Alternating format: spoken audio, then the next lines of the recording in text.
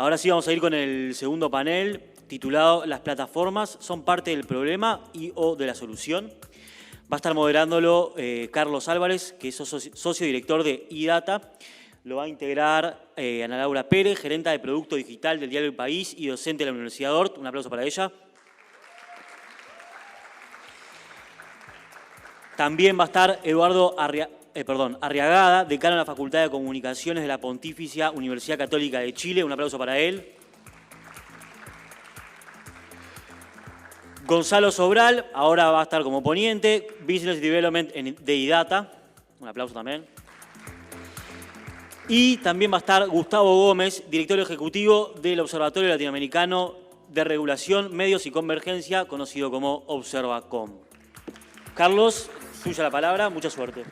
Bueno, buenas tardes, muchas gracias. Le voy a recordar a todos de vuelta lo mismo, 5 minutos para comenzar a contarnos un poco sus ideas y después a partir de ahí vamos a ir conversando de lo que suceda y las preguntas que puedan ir surgiendo sobre el tema de las plataformas. Comenzamos con Ana Laura, ¿sí? Para que nos empiece a contar un poco de qué trata todo esto.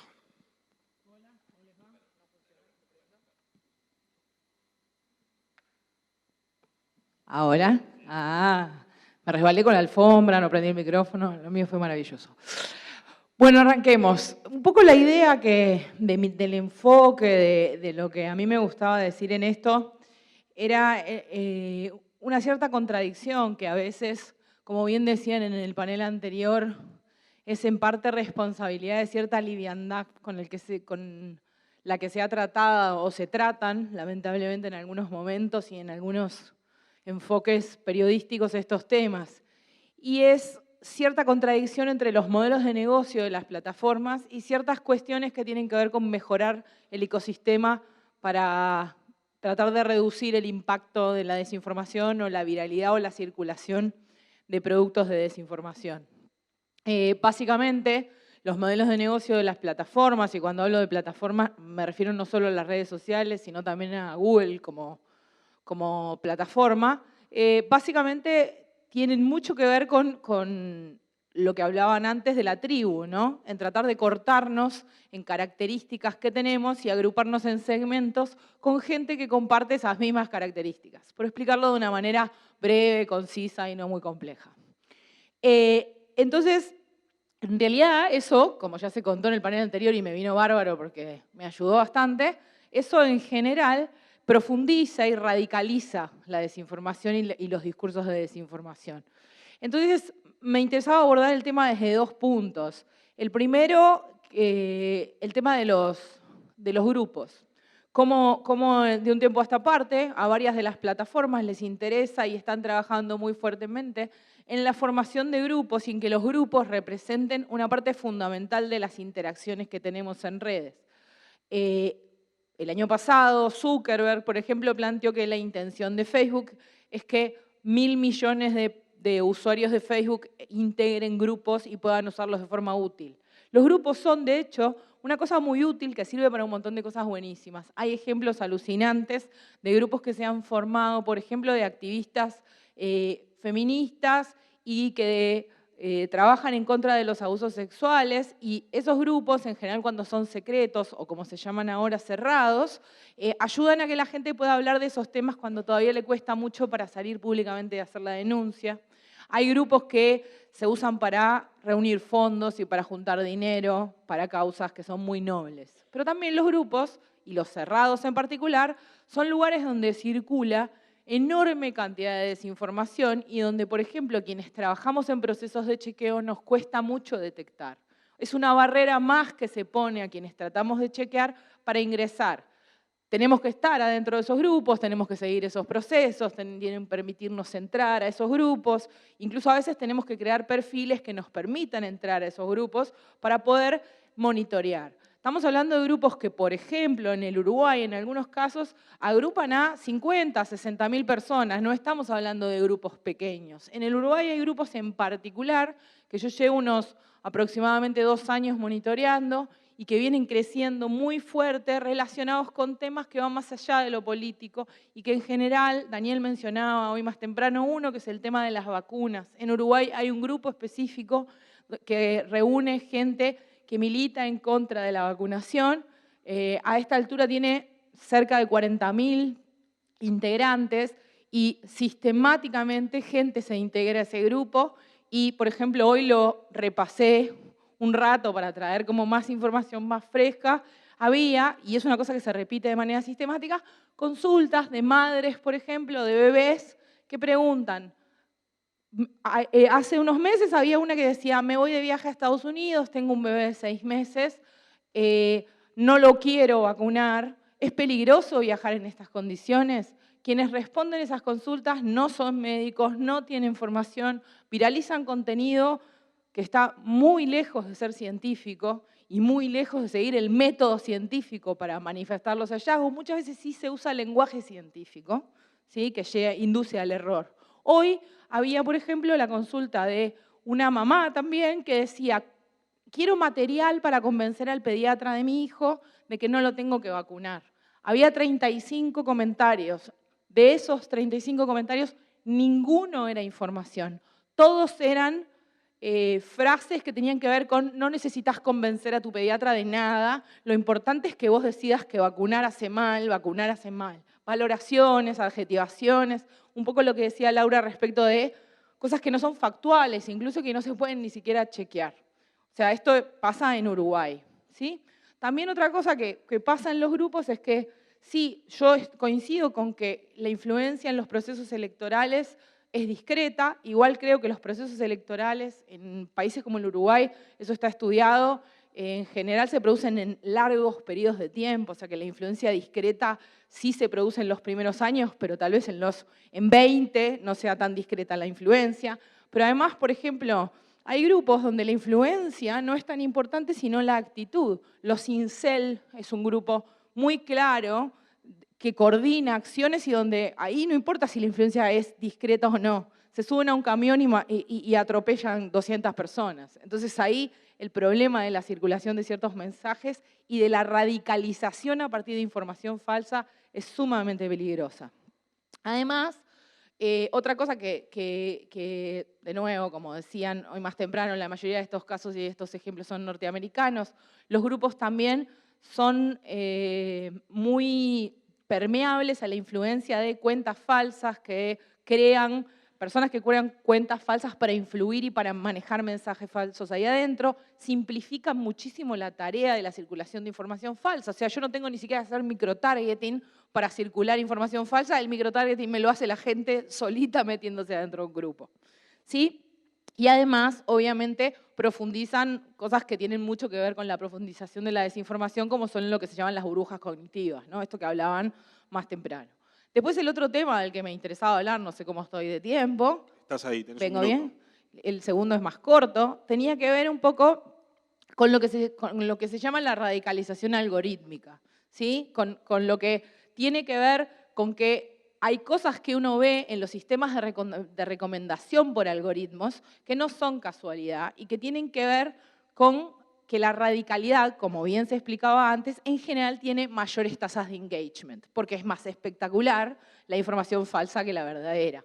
Esto en YouTube es un ejemplo clarísimo y en los últimos años varias investigaciones, muchas periodísticas, han mostrado que los sistemas de recomendación que son responsables de más de la mitad de las views de video de YouTube salen de ese panel de recomendación que uno ve a la derecha en YouTube, se van radicalizando a medida que uno avanza sobre un tema. Les invito a hacer ustedes el experimento de avanzar sobre un tema y además relacionan temas radicalizados unos con otros. Arrancás viendo videos antivacunas y terminás mirando terraplenistas. Hay una lógica que se empieza a... ¿Por qué? Porque esos videos producen mayores grados de engagement, tienen más comentarios en general, etc. Esto también pasa, hagan el experimento, por ejemplo, plataformas en redes sociales, cuando uno empieza a ingresar a grupos determinados con determinadas características, por ejemplo, antivacunas, por ejemplo, terraplenistas, por ejemplo, ese tipo de cosas, empieza el sistema de recomendación de otros grupos, empieza un camino de radicalidad cada vez más fuerte. De hecho, está estudiado, hay periodistas que se han dedicado a investigar estas cosas y se han metido y ellos mismos empiezan a dudar de cosas al ser tan extremadamente expuestos a mensajes repetidos respecto de ciertos temas. Bueno, no, un poco redondeo ahí nomás. Eduardo. ¿Aló? Buenísimo. Muchas gracias. Voy a entrar directo para aprovechar el tiempo y después saludaré. Yo quiero como, para provocar un poco, jugarme, porque esto de poner las plataformas es como si hubiéramos puesto en el siglo pasado si la publicidad era parte del problema o la solución. Yo creo que el entorno. Yo creo que para entender bien esto hay que entender bien esto, este aparatito, y entender que todo esto de verdad nace recién en el 2007, cuando se juntan dos cosas. Jobs lanza las pantallas estas que hoy día todos tenemos en los bolsillos, nos mete un supercomputador a los bolsillos de cada uno de nosotros, y Facebook inventa el Newsfeed. Las dos cosas el mismo año, y eso hace que todo esto estalla y se nos mete.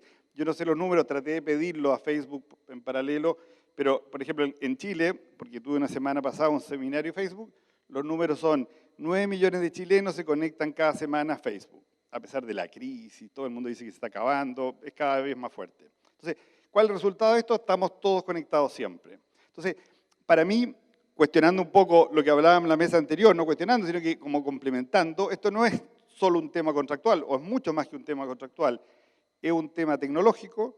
La tecnología es lo que no estaba cuando nacimos, en fondo, todo es tecnología. Y acá hay un tema tecnológico enorme. Esto es como los sumerios inventaron la escritura, cambió todo, después, no sé, vino la imprenta, los medios, la idea. Entonces ahí está el contrato que Daniel hablaba antes, el contrato de los medios, y ahora estamos en un contrato totalmente nuevo porque estamos todos conectados en las redes. Entonces, yo creo que hay que entender eso. Y eso, Nikola Tesla, en la pulsión decía él que me mueve a hacer lo que estoy haciendo, radio, corriente alterna, etc. En 1926 él decía, lo que me mueve es que algún día todos vamos a tener en nuestro bolsillo un dispositivo que nos va a tener a todos conectados y vamos a ser un gran cerebro conectado.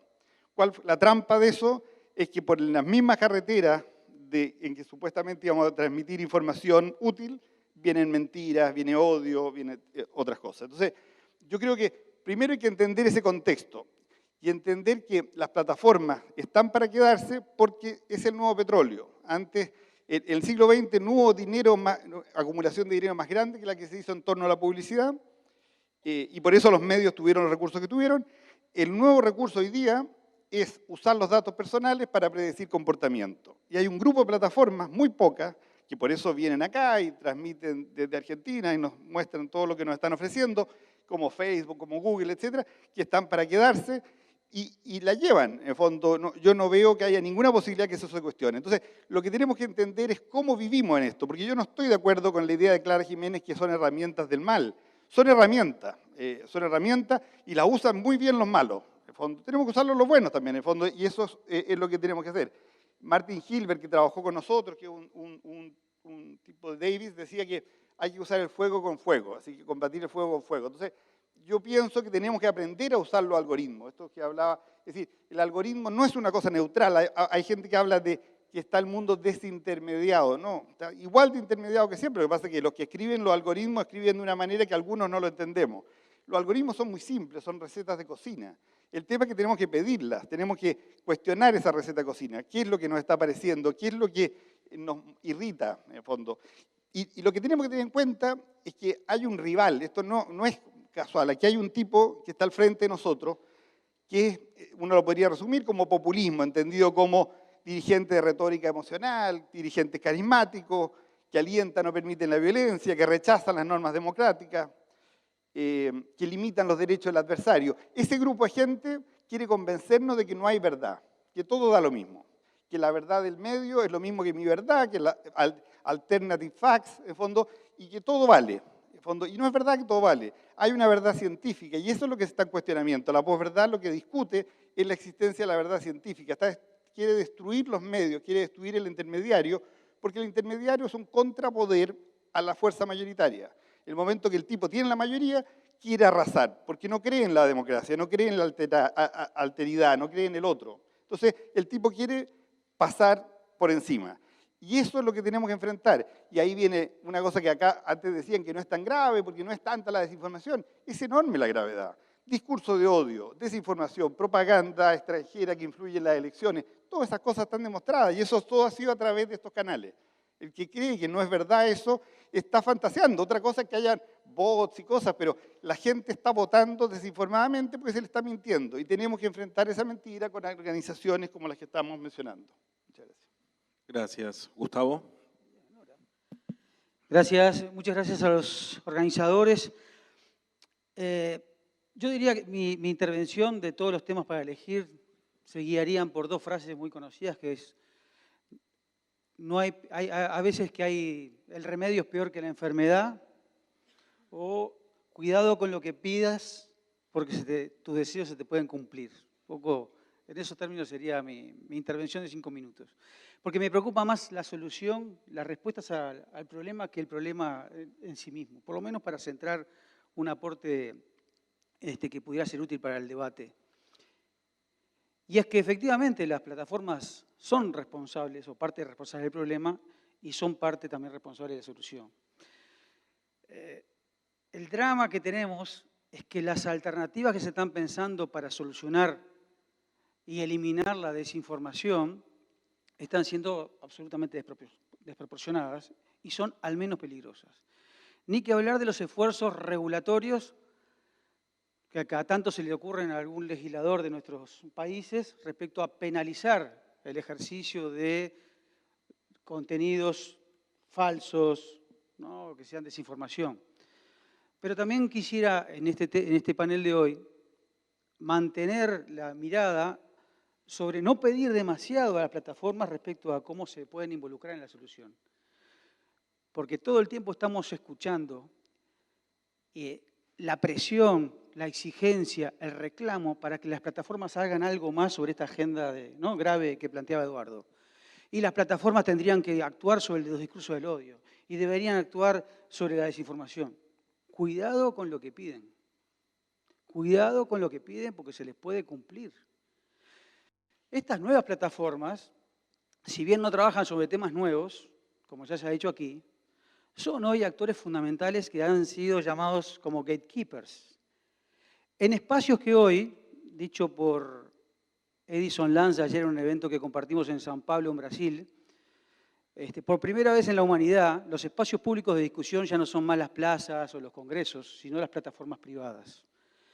Con un nivel de concentración en la capacidad de intervenir en el flujo libre de información y comunicación, que lo mostró hoy Laura diciendo, fíjense que hoy el 7 de cada 10 argentinos se informa a través de redes.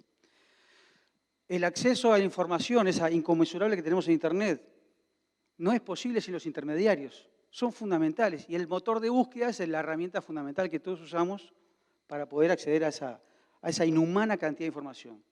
El 96% de los uruguayos usamos una sola empresa, un solo motor de búsqueda.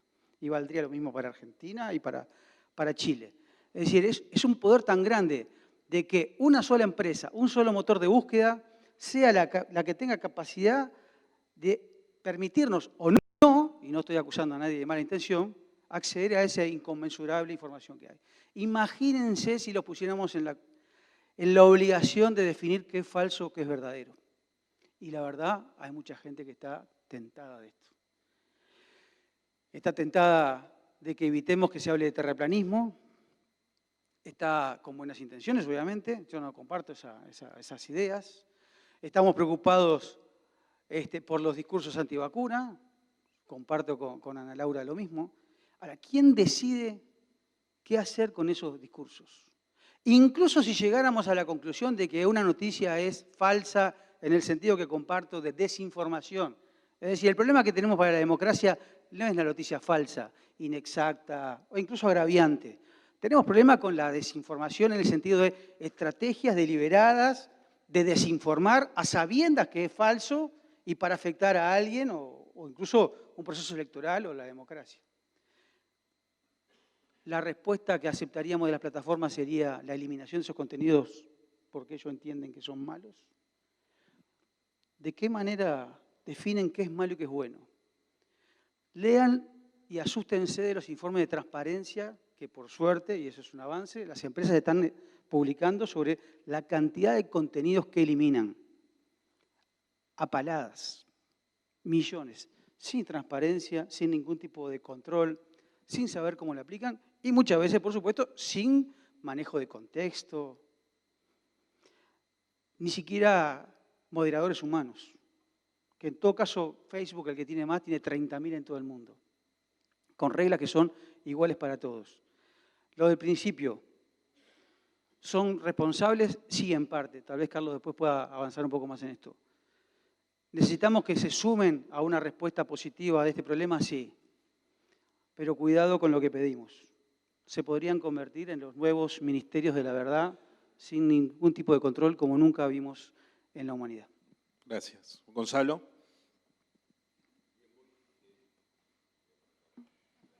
Ahora sí. Me gustaría por lo menos echarle dos miradas a esto. De un lado tecnología, de otro lado información o contenidos.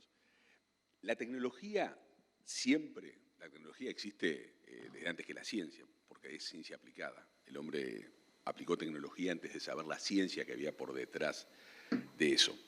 Y la tecnología, desde que el hombre dispone de ella, por lo menos el Sapiens, soluciona problemas y crea otros. Y eso lo tenemos que tener claro. Así funciona y así va a seguir funcionando. Miro ahora el tema de la información. Vivimos en una época con una cantidad de información muy grande, una información que por la proliferación de fuentes se vuelve efímera y tiende a comoditizarse, con lo cual, si no le ponemos contexto, vamos a estar liquidados.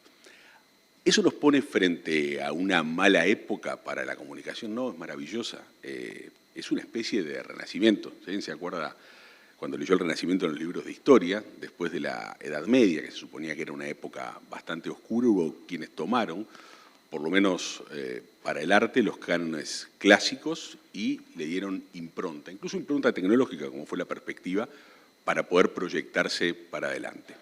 El periodismo o la comunicación vive una época maravillosa porque aplicando los cánones clásicos y potenciándolos con la digitalización tenemos mucho, pero muchísimo para hacer. ¿Por qué?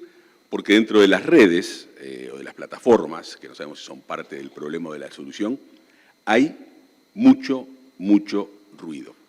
Pero si ese ruido no podemos capturarlo, separar lo que es información valiosa, y si esta información además no es recogida por los medios, termina desvaneciéndose.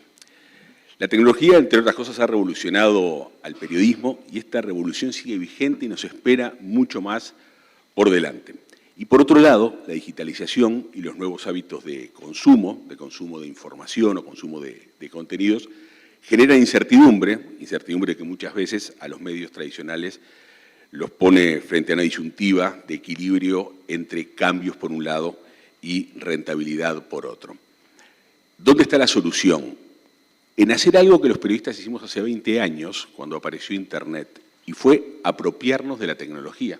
Hace 20 años, cuando la aparición de Internet, los periodistas nos apropiamos de esa tecnología, buscamos alternativas de salida. Sin embargo, de ahí para acá han pasado otras tecnologías por delante que solamente nos preocupan de cómo poder entenderlas para transmitirle a los demás. Las plataformas por un lado, Internet de las cosas por otro, Big Data por otro, más recientemente blockchain. Y muchas de esas tecnologías lo que nos están dando son soluciones fantásticas para trabajar en periodismo.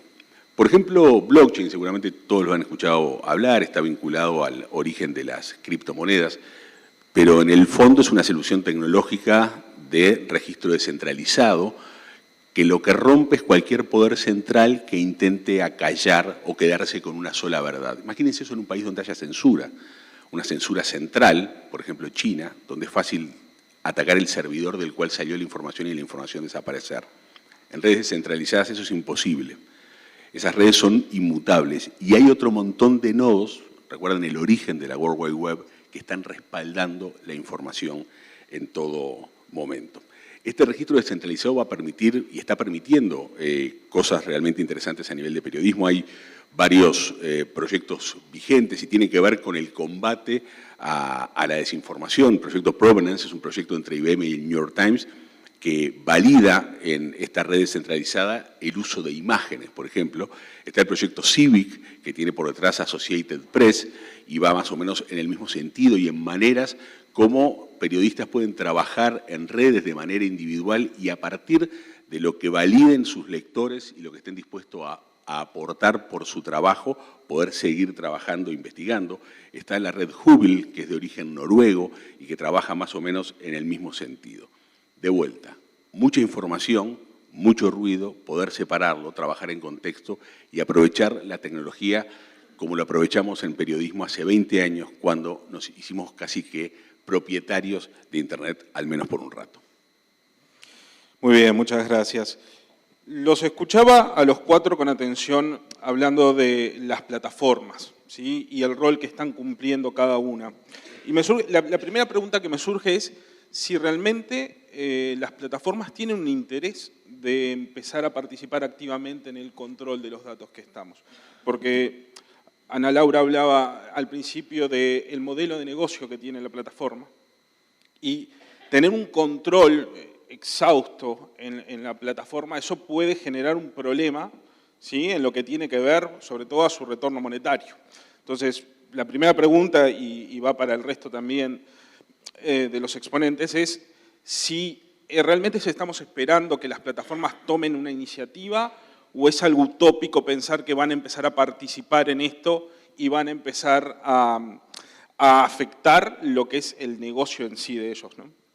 A ver, en primer lugar, me parece que está bueno aclarar que estoy 20.000% alineada con Gustavo en cuanto a que no quiero que decidan ellos. No quiero que decida nadie centralizado. O sea, no es personal con las plataformas. Me parece muy peligroso ese camino. Lo que yo intentaba mostrar un poco es que si bien algunas iniciativas que se toman desde el lado de las plataformas, yo integro el proceso de verificado, por ejemplo, me parece un proceso muy valioso en Uruguay, y el financiamiento de ese proceso es un financiamiento muy transparente que viene de las plataformas. Me parece que ese aporte es muy interesante y la verdad es que no hay un pedido de contrapartida respecto a qué se hace y qué no, y eso hay que decirlo. Sí, digamos, no deja de ser un grano de arena, como decía muy bien Laura, o sea, un esfuerzo con una escala bastante pequeña de esa avalancha gigantesca de desinformación. Y yo no creo que las plataformas sean malas, creo que muy bien decían, son herramientas, pero creo que en tanto y en cuanto el modelo de negocio de una plataforma sea estructurar la información de forma segmentada, cualquier cambio que la plataforma introduzca va a ser o cosmético o no va a ir en contra de la segmentación. Y gran parte del problema o de la profundización de la desinformación como proceso tiene que ver con la radicalización de las tribus. Entonces, ahí hay una contradicción de base, que tampoco, me pasa con Gustavo, no sé cómo la tendríamos que resolver, ojalá supiera, pero hay una contradicción de base que tenemos que ser muy conscientes. Creo que parte del camino es eso, transparentar los algoritmos, entender como la educación, entender como sociedad que un algoritmo no es inocuo, que lo hizo un ser humano y por tanto atrás tiene intención y educar a la gente sobre cuánto está entregando. A mí me pasa yo en clase con jóvenes, mucho más jóvenes que yo, con un nivel, los famosos nativos digitales, ¿no? Cada tanto hago el ejercicio de que vean, de hecho con un grupo lo hicimos ayer, de que vean, se ríen porque hay algunos ahí, de que vean cuánto saben las plataformas sobre ellos. Y genera asombro, sigue generando asombro. Entonces esa idea que tenemos de que la gente es recontra consciente, no es cierto, no es verdad. Entonces me parece que también hay un tema ahí que hay que resolver. Yo me gustaría complementar esto que aparentemente el negocio de las plataformas, quizás por la mirada del siglo XX nuestra, es el negocio de la publicidad. Entonces, como vemos que es el negocio de la publicidad, aparentemente es imposible que a las plataformas les convenga cambiar el algoritmo. Pero en realidad, hay un libro que es fascinante, La Era del Capitalismo Vigilante, Susana Zudoff, que salió hace poco. Si uno analiza el negocio de ellos en realidad, y me expliqué quizás mal porque estaba viendo algunos tweets, el negocio de verdad es predecir nuestro comportamiento. Y para eso nos necesitan conectados, todo el tiempo, siempre conectados. Ese es su negocio, tenernos conectados y con eso saber cómo vamos a actuar en el futuro. Entonces, el típico es que le preguntan a la gente, oye, parece que estos aparatos oyen, porque yo estoy hablando algo delante de ellos y de repente adivinan. No, no necesitan oírte. Es tanta la información que tú compartes que predicen lo que vas a hacer. Aunque parezca rarísimo, pero es así. Tendría que saltarse muchísimas leyes para oírte. Y no lo necesitan, les sobra. Entonces, el negocio de ellos es tenerte conectado. Entonces, para que sea sostenible este negocio, a ellos les conviene que esto se haga transparente. Desde el momento que se inventa la imprenta hasta que hay un diario pasan 500 años. Estamos en el proceso, esto nació el 2007, se tienen que acomodar las piezas. Y parte del acomodado es que nosotros tenemos que actuar en forma más activa, tenemos que ser más independientes. Pero yo de verdad creo que a las empresas les conviene. Un ejemplo concreto de esto es el Consejo de Vigilancia Externo que va a lanzar ahora en enero, va a empezar a funcionar de parte de Facebook. Ellos le pidieron a Stanford que les propusiera un sistema de gobernanza y Stanford les propone un sistema de 40 personas que van a estar fuera de la empresa y van a empezar a revisar sus decisiones de edición, estas que hemos estado hablando. Entonces, yo creo que estas empresas necesitan ser socialmente legítimas. Como toda empresa, en el fondo le pasan una papelera en Uruguay, en el fondo no es una cosa de voluntad, es una cosa de sobrevivencia, de sostenibilidad. Entonces, lo que tenemos que hacer, nosotros somos usuarios y tenemos que como usuarios exigirles que se hagan esos cambios. Sí, el principal error que hay es pensar que estas son empresas, en lugar de empresas son fundaciones filantrópicas que creen en la libertad de expresión y todo lo que estamos acá. Está para hacer plata. Y yo comparto más bien la lectura de Eduardo por qué las moviliza, pero no importa. Lo que es cierto, respondiendo a Carlos, necesitamos tenerlas de este lado, eso no hay duda. Por el poder mismo que tienen, necesitamos ganarlas. Hay señales interesantes que están adoptando. Creo que últimamente, por las razones que sea, son un poco más transparentes, tienen algunos mecanismos de rendición de cuentas mejores que los que tenían hace un par de años, ponen algún dinerito que le sacan a los medios para apoyar a los medios, para que, ¿no? O sea, se llevan así a paladas, como bajan información, se llevan a palada la plata, pero algo de plata devuelven, no está mal, colaboran con esfuerzos colaborativos de verificación. Es importante tenerlos. Primero porque son responsables cómplices. Efectivamente, yo no creo, y creo que es un error que a veces cometemos en muchos, esto no es un problema de Internet. Y no podemos satanizar Internet por esto. Aun cuando tengamos una idea que es una crisis, no es un problema de Internet. Es un problema ni de las plataformas en sí mismo, como intermediarios, sino de un modelo de negocios que se instaló hace muy poco y que convirtió, ¿no?, en el me gusta en el elemento central para monetizar. Por tanto, el impacto o no impacto, pero al menos la masificación, la velocidad, el volumen de circulación de la desinformación no tiene que ver con decisiones conscientes de gente que es a favor de eso, sino que el sistema funciona así.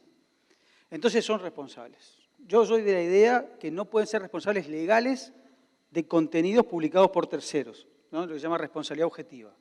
Si yo publico algo que puede ser un delito, no se puede hacer a Facebook directamente responsable si no soy yo. Ahora, que son irresponsables, eso ya está cambiando, ¿no? Porque hasta ahora todo era inmunidad porque no eran responsables. ¿Cuál es el nivel de responsabilidad que pueden tener para la solución del problema? Es el punto en el que estamos discutiendo, no va a dar el tiempo acá, pero se está conversando sobre el tema porque se dio un clic. Tienen que ser responsables y no ya ser inmunes. El drama es que tienen tal poder hoy que cuidado con lo que le pidamos, como decía al principio.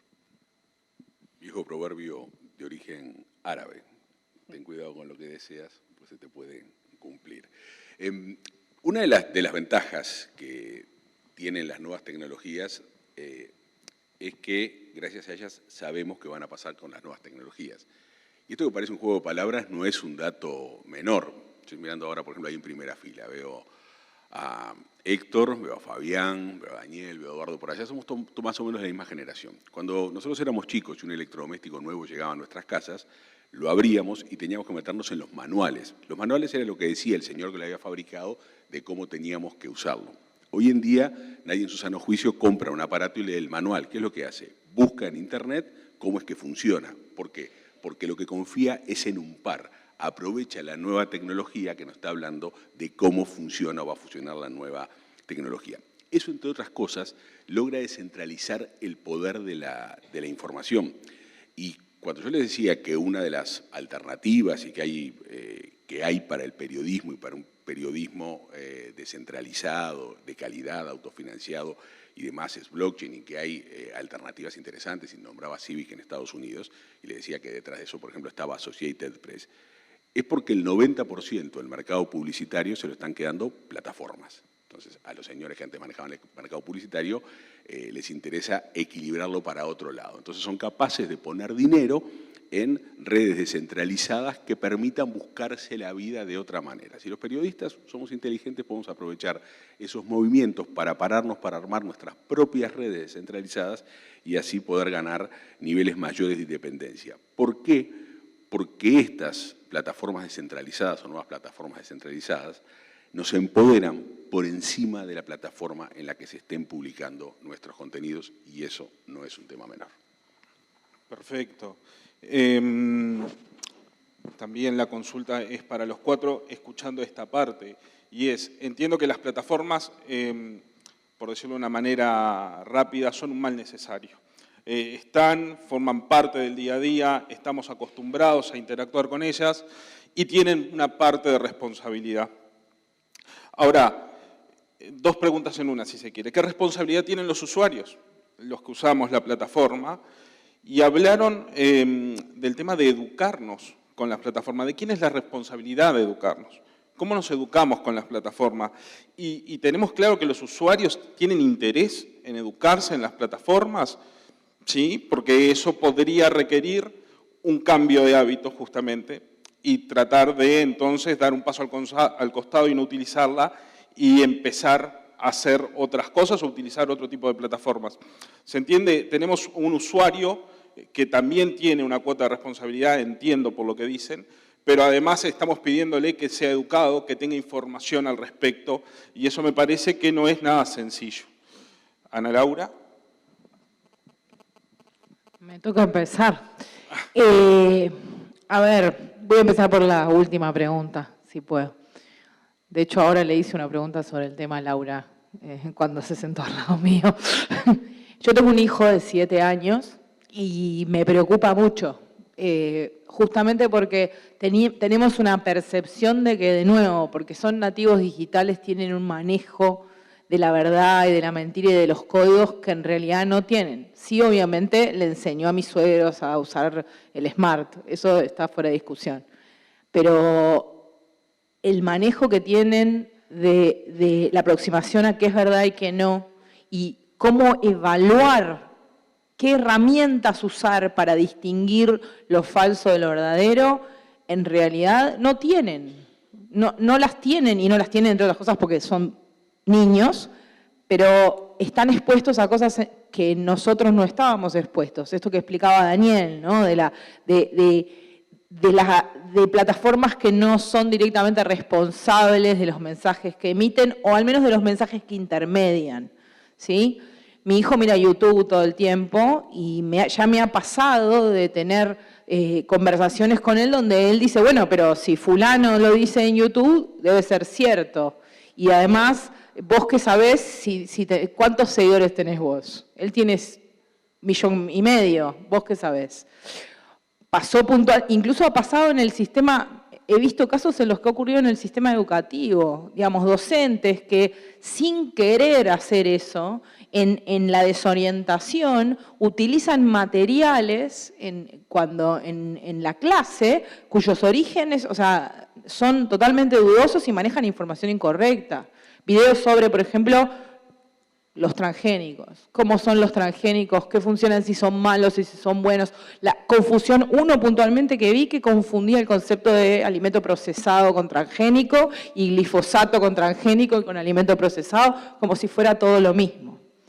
Y se utilizan porque se encuentran en YouTube. Antes se buscaban en una biblioteca. Claro, pero lo que intermedia una biblioteca es bastante distinto a lo que intermedia o lo que decide qué videos se ven primero en el posicionamiento de recomendaciones de YouTube. Creo que los usuarios somos responsables, sí, pero tenemos que asignar diferentes responsabilidades, pero sobre todo creo que la educación, de nuevo, como decía Laura, es un proceso largo, pero es un tema clave trabajar en y construir como sociedad un acuerdo sobre qué cosas vamos a tomar en cuenta a la hora de evaluar qué cosas sí, qué cosas no. Y la famosa discusión que creo que en el periodismo es importante y es un aprendizaje para nosotros los periodistas de las dos campanas. Si siempre tenemos que reflejar dos posiciones sobre un tema cuando una tiene evidencia científica y la otra es terraplenista, por ejemplo. Yo me voy a aprovechar ya la respuesta un poco está contestada, seguir en la línea. A ver, el periodista, es decir, dentro de esto responsable, y se habló también bastante en la mesa anterior, no podemos seguir poniendo el micrófono.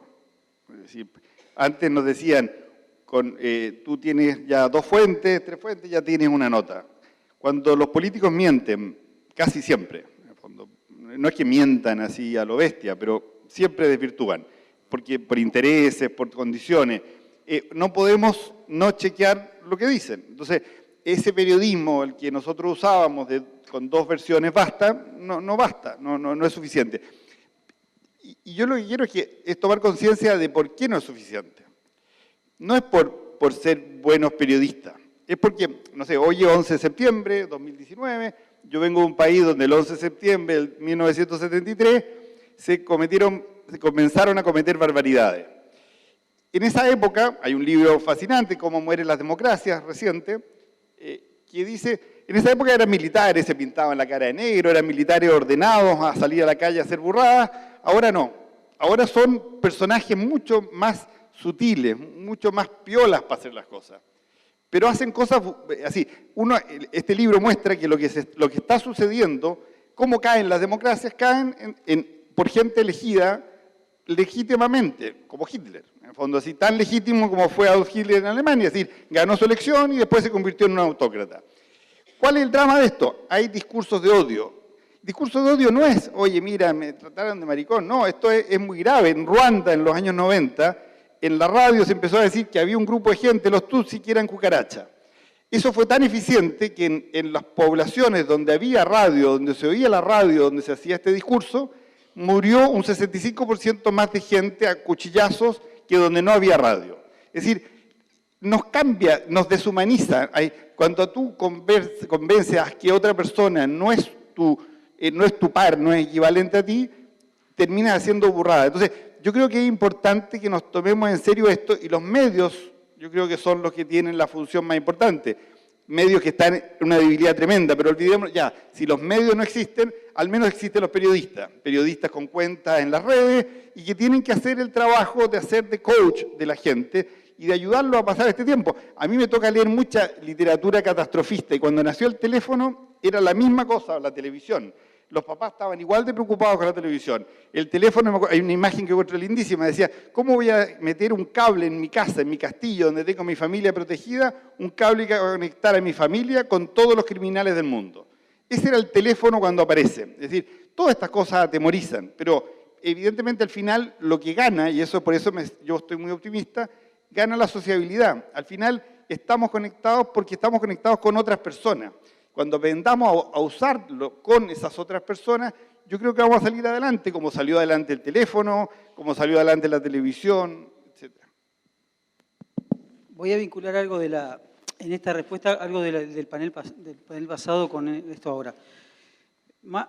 Siempre se dice también que para resolver un problema, para responder a un problema, lo esencial es plantear bien la pregunta, digamos, ¿no? Plantear bien el problema. Malas preguntas que van a dar respuestas malas. ¿Cómo solucionamos este problema?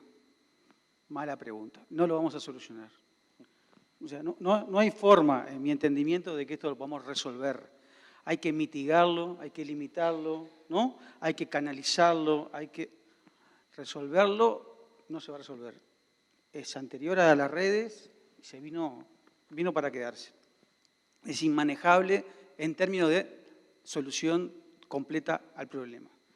Segundo, ¿cuál es, bueno, ya que entendimos el razonamiento, cuál es la forma para mitigar el problema? Mitigar. Mala pregunta. No hay una forma para mitigar el problema. Y la pregunta de Carlos supone eso, es decir, estamos pensando acá, no hay una bala de plata, se dice comúnmente en este tipo de reuniones, no hay una medida, un conjunto de medidas. Bueno, perfecto. ¿Cuáles son las medidas distintas para mitigar el problema de la fake news? No, no es fake news. Sí, pero es importante, lo hago medio en broma, pero ¿cuál es el problema para nuestras sociedades? ¿Son las fake news? ¿Son las cosas que compartimos nosotros y que son falsas o que no son verdaderas? ¿O es la desinformación? Y esto es importante porque para un problema que no se va a resolver todo, que es utilizar distintas herramientas, es bueno focalizarnos en cuál es el problema principal para la democracia. Más allá del error, la verdad, lo inexacto. Pregunta, de los que estamos acá, ¿quiénes han compartido en redes noticias falsas? Levanten la mano, por favor. No, viste, lo que pasa es que no levanta casi nadie. Todos. O sea, por eso yo quiero, Carlos, me pasó, el otro día lo hicimos. El otro día lo hicimos, eran como 30, 40, y preguntaron 4 giles levantando la mano así. Como diciendo, fuiste vos, ¿no? Es que yo quiero sacarle el peso, no a la conclusión de la pregunta que es, tenemos que tener más herramientas, la alfabetización mediática, más información, no menos, más periodismo, educar, pero no de responsabilidad. No, esperen. Es decir, en estos momentos que además hay profesionales atrás, hay gente poniendo dinero para contratar bots, para generar mecanismos de viralización de la información falsa. Hay plata metida atrás, hay profesionales. Vamos con la carga nuestra porque compartimos a mi grupo, ¿no?, algo que estaba errado. El foco para mí tiene que ser las estrategias deliberadas de desinformación. Ahí podemos pensar en alguna medida un poco más drástica. Para lo demás, justamente, es la educación, pero no porque seamos responsables del problema. No, yo me resisto a decir que nosotros somos responsables del problema. Somos víctimas y en todo caso nos equivocamos. Pero cuidado con, y no porque lo decía Carlos, hay mucho de esto de decir, bueno, somos todos responsables. Me afilio más a la idea de Ana Laura. Hay responsabilidades, pero son diferentes. Y la respuesta, por lo tanto, también tiene que ser diferente. Ahí decías algo bien interesante, que era enfocarse en los focos de desinformación. Ahí sí entiendo que debe haber algunas áreas donde se puede atacar esos focos. La regulación, sí, el gobierno participando en la regulación de redes sociales, etcétera, ¿tiene algún tipo de injerencia? ¿Puede hacer algo al respecto? ¿O también es un jugador, digamos, que puede generar algún tipo de presión, ruido y demás, pero capaz que no aporta demasiado en la discusión? No, de parte de las herramientas son. Ahora, yo estoy convencido que en este tema la regulación no es la única respuesta y ni siquiera la principal respuesta. Los errores que puede haber de afrontar este problema desde una perspectiva regulatoria son la frase inicial, ¿no? Peor el remedio que la enfermedad. Porque justamente como noticia falsa puede ser algo tan, ¿no? Primero sabemos que estamos hablando de información, pero cuando empezamos a decir quién miente, quién no, estamos hablando de información, hechos o opiniones. ¿Vos te imaginás a alguien tratando? Yo no quiero que las plataformas, decíamos con Ana Laura, decidan qué es verdadero o falso. Tampoco me gustaría que un gobierno lo haga, por más bien intencionado que esté. Ahora, ¿significa que este es un área que está vedada a la regulación? Sería la única. Simplemente cuidado, excepcional, con estándares muy estrictos. De hecho, ya hay regulación. Lo que pasa es que tal vez no la sabemos aplicar, pero, por ejemplo, gran parte de las campañas de desinformación en procesos electorales, que es un foco, sí, pero yo entiendo que también hay problemas en la salud, en otros aspectos, son en realidad afectaciones al derecho de reputación y el honor, que ya está regulado en Uruguay. Lo que hay que ver es cómo lo aplicamos al entorno digital, pero yo no propondría innovar en materia de legislación cuando gran parte de la desinformación, lo hemos visto acá en las elecciones internas, ¿no?, son a desprestigio de candidatos. Otra parte importante de las campañas de desinformación que afectan a la democracia son delitos electorales. que también ya están regulados, es decir, que afectan al proceso mismo electoral, el voto informado, etc. O sea, primera máxima que decía es, esto no se resuelve con regulación, ni debería ser el esfuerzo principal. Segundo, no innovar, o sea, dejar limitado a las cuestiones esenciales que no estén incluidas ya en la regulación.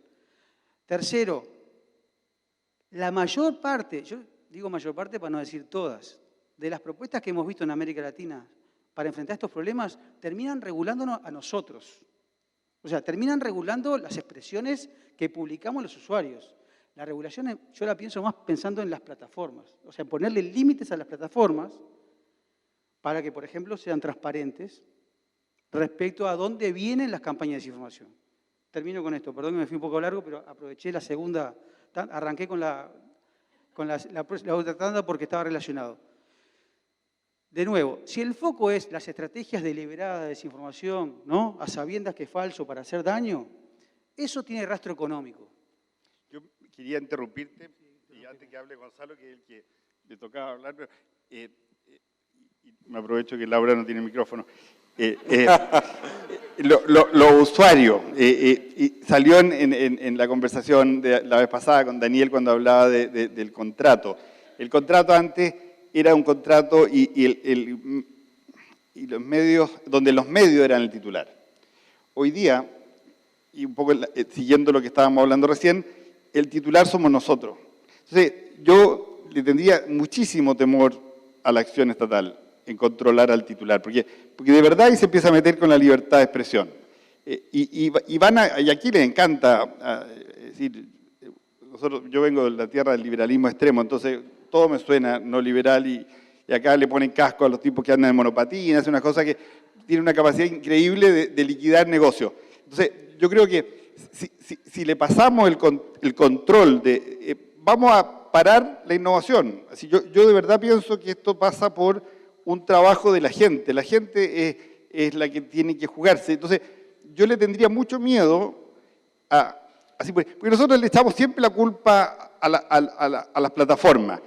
La gente está en las plataformas. Si ustedes analizan bien, por ejemplo, todo este tema del extremo, los medios jugamos con los mismos extremos. Es decir, ¿por qué hace pocos días hubo una manifestación en Chile? Habían estado los medios hablando que iba a ser una manifestación tremenda, violenta, catastrófica, porque se iban a juntar gente anti-inmigrante. Iban a salir a marchar y todos los medios hablando de eso, los matinales, los diarios, etc. Llegaron 50 personas. Había más policía alrededor de ellos que los 50 personajes.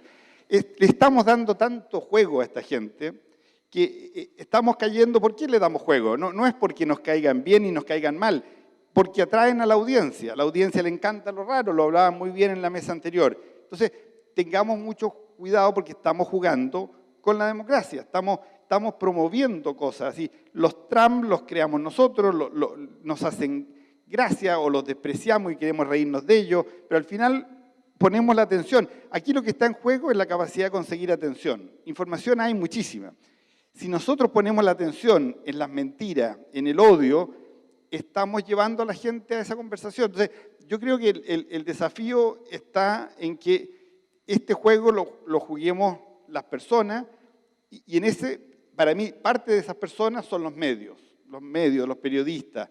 Nosotros tenemos que jugar. Si le pasamos la pelota a los legisladores, nos va a ir fatal. Es decir, los legisladores tienen intereses, ellos creen en otras cosas, ellos son mentirosos por antonomasia, en fondo. Entonces, no entienden este tema de la verdad, no lo respetan, tienen otros criterios, ellos ya vieron la verdad y creen en eso y creen que todo el resto no la ha visto, entonces ellos van hacia allá y todo es mal menor. Hay algunos que nos importa mucho la verdad, esa es la gente que tiene que jugar este juego. Encuentro rarísimo, no conozco sociedad donde las leyes de verdad terminen protegiendo la libertad de expresión cuando empiezan a crecer. Yo prefiero menos leyes, al menos en el entorno de la libertad de expresión. ¿Querés cambiar de pregunta? Me surge una pregunta que se puede responder con lo último que decís, pero en el momento que comentás de que tenemos medios que están haciendo foco sobre esa desinformación o los actos estos que pueden generar o incitar cierto tipo de reacciones, que el medio controle eso, ¿sí? Eso también no es un arma de doble filo, no genera un sesgo a lo que el usuario le puede llegar a interesar. No te entendí, ¿que el medio lo controle? El medio decida, sí, el medio de comunicación, por ejemplo, decida que un acto que está sucediendo puede generar o incitar a cierto tipo de reacción y que sea el medio entonces el que termine decidiendo. ¿Sabes lo que pasa? Que los medios cuando se equivocan, la gente reacciona. Es decir, en Argentina uno ve el caso de las últimas semanas, los medios convencieron a toda la gente, no a toda la gente, pero se convencieron ellos al menos, y un grupo de gente alrededor de ellos, un grupo financiero, de que ganaba un señor. En el fondo, cuando el 80% de los argentinos no quería que el señor ganara. Entonces, los medios empezaron a decir esto, dijeron esto, y hoy la gente se fue de esos medios. La audiencia de los canales de televisión oficialistas en Argentina se derrumbó, y un canal que es un chiste de canal, hoy día tiene la mayor audiencia solamente porque era el único que dijo una cosa que era bien evidente, que el señor Rey estaba sin ropa. Es decir, no dijo nada más que una cosa básica, siendo que era un canal quizás en calidad periodística menor que los otros, pero hoy día la audiencia la tiene ese canal. La gente no es tan tonta como creen los legisladores. En el fondo, el legislador siempre piensa que hay que proteger a la gente, y hay que, no, esto no lo puedes leer, esto sí lo puedes leer. La gente se organiza y por supuesto que es engañada, pero ese engaño dura un tiempo y después viene el paso. Así, miremos para atrás la historia, no nos ha ido tan mal en libertad, así, y no conozco ejemplos donde no haya libertad que les haya ido mejor. Así, yo reconozco que la democracia es un pésimo sistema, pero no hay otro mejor todavía. Así, hasta que no tengamos uno que por lo menos nos permita en igualdad de condiciones decidir, yo creo que nos conviene seguir con este. Bien, entiendo que es un sistema imperfecto entonces, ¿no? Donde tenemos una regulación que tiene que ser moderada, donde tenemos a usuarios, medios de comunicación y demás que también tienen un rol importante, pero también tienen que estar dentro de un marco de actuación, y además las plataformas que tienen sus intereses, que por supuesto no quieren perder usuarios, pero además tienen sus propios intereses en lo que tiene que ver a lo económico, entonces también están un poco jugando un juego para ver hasta cuánto van. En ese sentido, no hay soluciones, pero ¿cuáles pueden ser algunas alternativas? Hoy hablabas, Gonzalo, de, por ejemplo, utilizar otro tipo de tecnología a la hora, por ejemplo, de hacer verificación de desinformación. Sí, descentralización, yo creo que hoy en día es una de las salidas que se debería explorar en comunicación y en periodismo. Digo en comunicación en general porque hay aplicaciones en esta tecnología de la que yo les hablaba muy fuerte, por ejemplo, para verificar las pautas publicitarias a nivel del trabajo de publicidad y para publicidad digital y demás. Yo lo que creo que estamos en un punto donde, hoy Daniel lo decía al cierre del primer panel, estamos entrando en un punto de la búsqueda de un nuevo equilibrio, ¿sí? O sea, hay un orden y una manera de producir la información y de circular la información que se está muriendo, o quizás ya se murió y estamos llegando a lo nuevo. Hay un principio de termodinámica que habla sobre el nivel de caos que tienen los sistemas, pero como ese nivel de caos es parte de la vida y como los equilibrios se van buscando internamente, y posiblemente lo que haya que empezar es a explorar alternativas diferentes. Recién decía Gustavo, regulación sí, pero no mucha, y en parte, pero complementada con otras cosas. Quizás pensemos en un algoritmo mágico que vaya mezclando todas estas necesidades para buscar ese nuevo punto de equilibrio. Quizás no sea un punto de equilibrio tal cual lo conocemos en comunicación y que prácticamente atravesó, a pesar de la entrada de medios nuevos, todo el siglo XX, sino que sea un punto de equilibrio con movimientos casi permanentes. No hay que asustarse del caos. Hay un libro maravilloso de un economista norteamericano que es muy conocido, se llama Tim Harford, es el que escribió, por ejemplo, El economista encubierto. El último libro de él habla sobre el caos, parte de la termodinámica, se llama El poder del desorden, y habla sobre eso, ¿no? Que tenemos que acostumbrarnos a convivir con sistemas que están en movimiento todo el tiempo. Tenemos los últimos 5 minutos, les voy a pedir a cada uno las últimas palabras como colorario, digamos, de lo que estuvimos hablando. Yo voy a aprovechar mis 5 Sí. minutos para hacer y para enganchar dos cosas.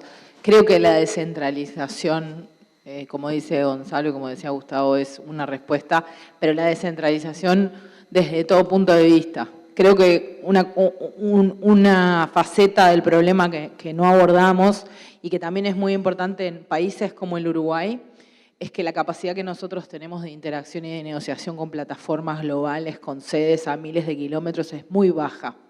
Hablaban de la regulación decía Gustavo muy bien, que las leyes ya incluyen mucho de lo que pasó durante las internas. El problema es que hay 8 denuncias en delitos complejos y seguimos sin saber. Cuando hay tarjetas de crédito, pagando pauta y un montón de cosas, y las plataformas no contestan. Entonces, en realidad, el problema no es la ley, el problema es que quienes deciden están sujetos a leyes que no son las nuestras, y la capacidad de influencia que nosotros tenemos en esos procesos cuando estamos en un país de 3,5 millones de habitantes es bastante más baja que en otros casos. Entonces, creo por eso que la experiencia de Verificado UI es una experiencia alucinante, porque somos una de las pocas coaliciones en el mundo, cuando justamente somos un país que no es tan clave, no es clave a nivel geopolítico en un montón de cosas. Creo que el camino también es animarnos a hacer cosas que otra gente no se anima, o ser testers de sistemas que de repente por un tema de escala podemos serlo, para empezar a poder sentarnos en mesas donde podamos tener estas discusiones. Gracias.